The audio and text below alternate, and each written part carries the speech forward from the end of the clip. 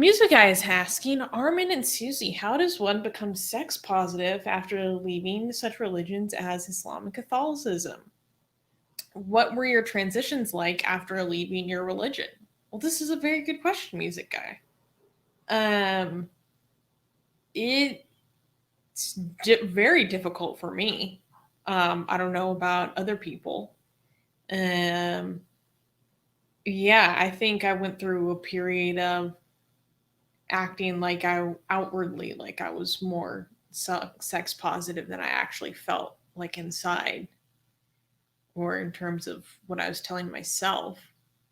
Um so for me it's just a process of like trying to catch myself doing that and reminding myself like where that's coming from and why. Right. Um, I honestly had the opposite problem, and I want to mention this as a warning to people, because sex positive means that your desires are not shameful. Okay, it doesn't mean that there are no ethical guidelines. There's no ethical red lines, right?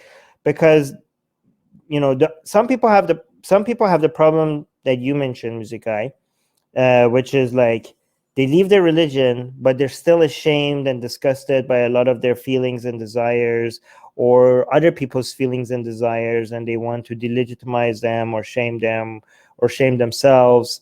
But some people have the opposite problem, because it could go the other way. They leave their religion and they are so um, traumatized and hurt by the fact that this ideology tried to shame them and try to hurt them because of their natural desires, or not natural. It doesn't have to be natural, or desires that they have, and they in the process of breaking free from religion, they go beyond just not being ashamed.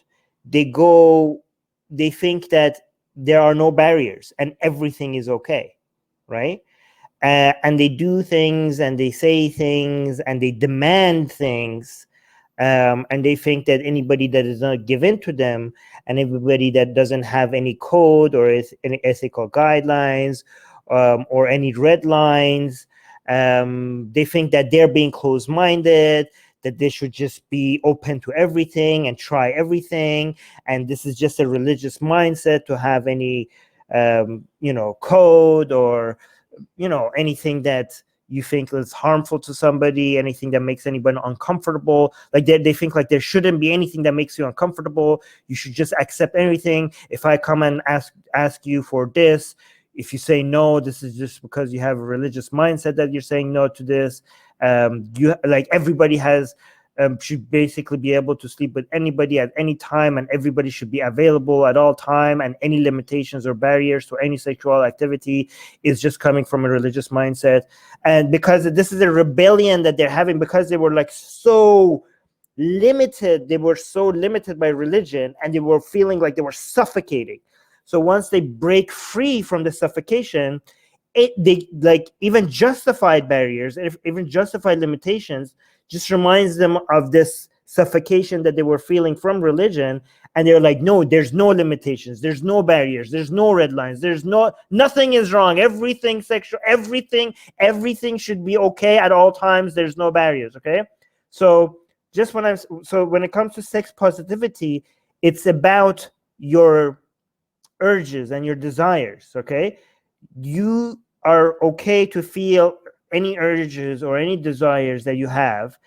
That's all okay. Okay, but what you do with them and how you behave in the society with those desires, then there are red lines. So just wanted to make sure that sex positivity doesn't mean that we don't have red lines. We have a lot of red lines. We just have logical red lines. We don't have religious, God made, like divinely inspired red lines, but we have logical red lines that are based on harm reduction, right? Based on safety, based on comfort, and based on harm reduction. So just be careful. Don't let people sell sex positivity as no red line. Sex positivity means that everything you feel, every desire that you have, it's okay. You shouldn't be ashamed of it. But there are limitations on what you could do with that. All right. Hey guys, if you're a fan of blasphemy and sexy Callie, like me, then you need to be sure to subscribe to our newsletter, link in the description below. Because if you subscribe, we will send you a free copy of our blasphemous art ebook. And let me tell you, it is the tastiest blasphemy that you can find anywhere available today. And we are so generous with our blasphemy that we continue to send you more blasphemy every week. So make sure to subscribe, link in the description below.